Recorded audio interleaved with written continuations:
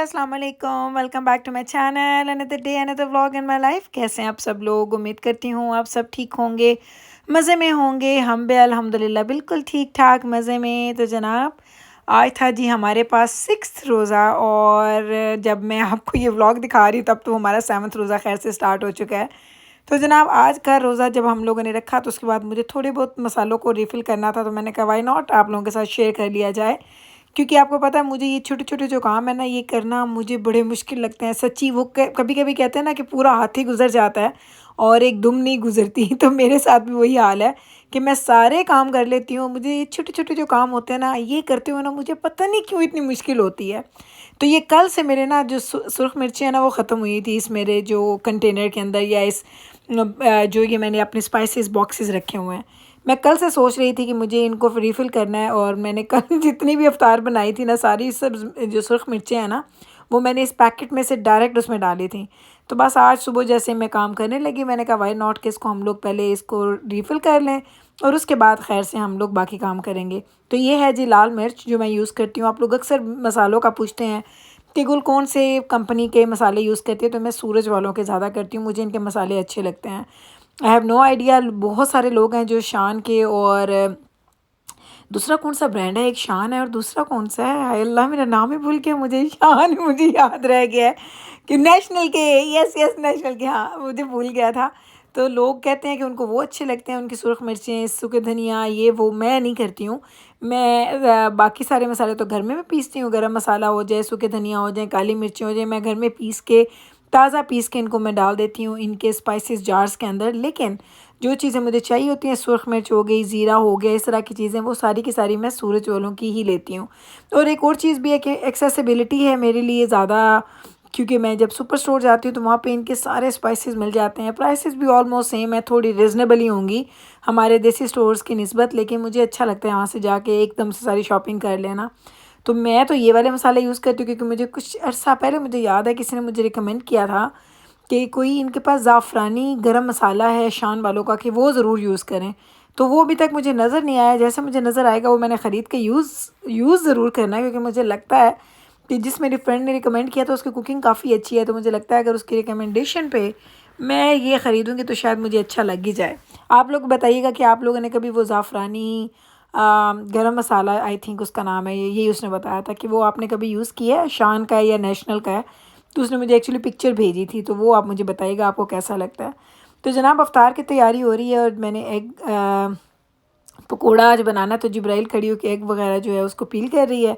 तो मैंने ये सारे जो स्पाइसेस रखे हैं उनको रिफ़िल किया। अब इनको मैं वापस रख दूँ इनके जार्स को, क्योंकि अच्छा खासा मेस बनता है, वो मैंने मेस सारा क्लीन कर लिया है। अब इनको हम रखेंगे हमारे शेल्फ़ के अंदर, ताकि ये, अब मेरा ख़्याल है कि इंशाल्लाह ताला रमज़ान तो इसे गुज़र जाएगा, मुझे दोबारा इनको रिफ़िल नहीं करना पड़ेगा।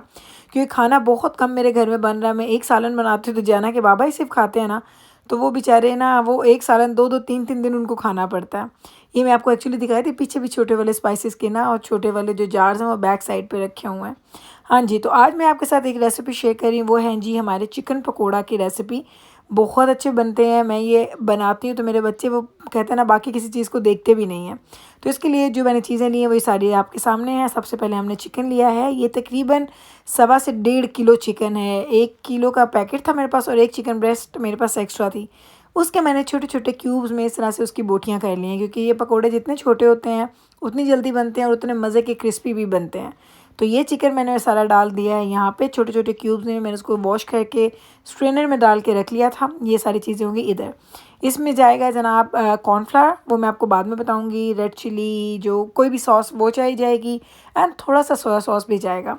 अब मैं आपको बता देती हूँ इनकी क्वांटिटी बाद में आपको बताते हैं। ये हैं जी ड्राई स्पाइसेस, जिसमें है सॉल्ट टू टेस्ट, सुरख मिर्च का powder 1 teaspoon, black pepper 1 teaspoon, हल्दी हाफ़ टीस्पून, साथ में मैंने ये डाला है जनाब सूखे धनिया 1.5 teaspoon, chaat masala 1 teaspoon, and मैंने लिया है तिक्का मसाला 2 टीस्पून। तो ये सारे के सारे जो स्पाइसेस हैं ना, ये आपने मिक्स कर लेना है। और ये स्पाइसेस की जो रेशो है वो 1 किलो से 1.25 किलो के चिकन के लिए इनफ होगी। इसमें आपको और कोई चीज़ भी ऐड नहीं करनी पड़ेगी। अच्छा, ये सारे स्पाइसेस हमने इसमें ड्राई स्पाइसेस ऐड किए हैं। 1 to 2 टेबलस्पून हम इसमें डाल देंगे हमारा चिली सॉस। मैं अंदाज़े पे ही डाल रही हूँ, अगर आपको ना अंदाज़ा हो तो आप उसको मेजर कर लें, वरना आई बॉलिंग के साथ ही चीज़ें ठीक होती हैं। एंड देन 1 to 2 टेबलस्पून ही मुझे लेना है जी सोया सॉस। बहुत ज़्यादा नहीं डालना, हमने हल्का सा बस टेस्ट देना है, उसका फ्लेवर देना है। अदरवाइज़ इसमें स्पाइसेस काफ़ी ठीक है। सॉल्ट भी मैंने अच्छा खासा डाल दिया है, इसलिए अगर मैं ज़्यादा इसमें सोया सॉस डालूँगी तो बहुत ज़्यादा सॉल्टी हो जाएगा। अब हमने इसकी करनी है जी मैरिनेशन। मैरिनेशन को छोड़ना भी चाहिए, वो उसके बड़े फ़ायदे हैं, सीरियसली बहुत अच्छा बनता है खाना। ना सिर्फ मैरिनेशन से आपके खाने का या स्पाइसेस का टेस्ट मीट के अंदर तक चला जाता है, लेकिन उसका जो कुकिंग टाइम है ना वो भी आप वो उसको कम कर देते हैं। हमेशा मैरिनेटेड फूड जो है वो बहुत जल्दी पकेगा, और जिस गोश्त को अगर आपने मैरिनेट नहीं किया वो कुकिंग टाइम आपका थोड़ा ज़्यादा लेगा। इसको हमने अच्छे तरीके से कर देना है जनाब मिक्स, ताकि सारे स्पाइसेस अच्छे से स्प्रेड हो जाएं पूरे के पूरे चिकन में। उसके बाद हमने इसको रख देना है तकरीबन थोड़ी देर के लिए। लेकिन एक चीज़ मैं भूल गई थी आपको दिखा रहा है, पहले मैं वो लेके आऊँ। इसमें जनाब जाएगा एक एग। वो एग भी आपने ज़रूर डालना है, क्योंकि एग आपका जब अगर आप उसमें आप एग डालेंगे, फिर जब हम इसमें कॉर्नफ्लावर ऐड करेंगे तो वो उसको कहते हैं ना बाइंडिंग का काम करेगा। तो ये एग भी डालना ज़रूरी है। मैं पहले लाना भूल गई थी, तो मैंने अभी फ्रिज से निकाला है। नॉर्मली जब भी मैं कोई चीज़ कुकिंग के लिए यूज़ करती हूँ, अंडे वगैरह, तो उसको मैं थोड़ी देर पहले निकाल देती हूँ रूम टेम्परेचर पे, ताकि वो रूम टेम्परेचर पे आ जाए, उसके बाद मैं उसको खाने में ऐड करती हूँ। लेकिन अभी मेरे पास टाइम नहीं था, मैंने कहा चलो कोई नहीं, ठंडा ठंडा एग ही इसके अंदर डाल देते हैं। इसको मैरिनेट करने के बाद मैंने शेल्फ़ पे ही रखना है, मैंने इसको फ़िलहाल अंदर नहीं रखना। अगर टाइम ज़्यादा है तो आधा घंटा बाहर शेल्फ़ पे रखें, और उसके बाद हम इसको रख देंगे फ्रिज के अंदर।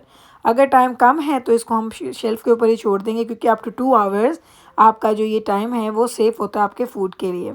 तो जनाब साथ साथ अब हो रही है जी हमारी कुकिंग, और ये हैं जी सारी चीज़ें जो आज हमने बनानी है। पकोड़ों का मसाला वगैरह बना दिया है, एग बॉयल हुए पड़े हैं, एग का बेसन मैंने बना लिया है, एग जो हमने चिकन पकोड़े बनाने हैं उसका भी बना पड़ा है मसाला, हमारे रोल्स, हमारे समोसे, ये है हमारा आज का मेन्यू। ये सारी चीज़ें अगर आप देखें यहाँ पे तो सब कुछ रेडी है, बस मुझे अब इसका कुकिंग प्रोसेस शुरू करना है।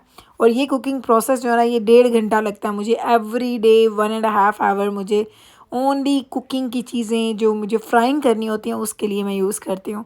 क्योंकि आपको पता है फ्राइंग का एक रूल है, मीडियम आंच पे अगर आप चीज़ें फ्राई करेंगे तो ज़्यादा अच्छी बनती हैं, अदरवाइज़ वो ज़्यादा अच्छी नहीं बनती। तो जनाब बाकी चीज़ें तो मैं बना रही हूँ। अब मैंने क्या किया है, मैंने कॉर्नफ्लावर लिया है, इसमें कॉर्नफ्लावर जाएगा 4 to 5 टेबलस्पून, क्योंकि मीट ज़्यादा है। अगर कम है तो आपका 1 to 2 टेबलस्पून जाएगा। मैंने अभी डाले हैं इसमें तकरीबन 4 टेबलस्पून, और उसके बाद मैंने 2.5 और 3 टेबलस्पून और ऐड किए थे। टोटल इसमें चले जाएंगे आपके 5 to 6 कह लें, जितना जितनी आपको इसकी ज़रूरत है। और एक और चीज़, अगर आपको लगे कि आपका जो चिकन है वो बहुत ज़्यादा ड्राई है, और ये आपका जो कॉर्नफ्लावर है सही तरीके से इसमें कहते हैं ना वो उसमें अच्छे तरीके से आप इसको क्या कहेंगे मिक्स नहीं कर पा रहे हैं, तो आपको एक एग उसमें और यूज़ करना है। एग आप उसमें और ऐड करेंगे, पानी या कोई इस तरह की चीज़ हम इसमें ऐड नहीं करेंगे, वो अच्छा नहीं रहता।